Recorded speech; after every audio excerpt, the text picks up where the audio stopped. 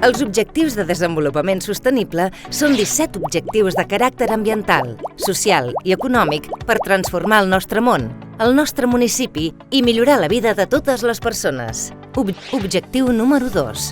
Fam zero. Posar fi a la fam, assolir la seguretat alimentària i la millora de la nutrició i promoure l'agricultura sostenible. Segons l'Agència de Residus de Catalunya, cada persona genera 35 quilos de residus alimentaris per any, contribuint així al malbaratament del menjar.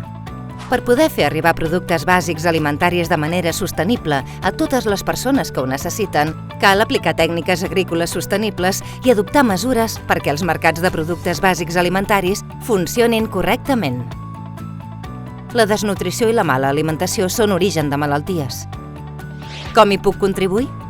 Compra productes locals i de proximitat.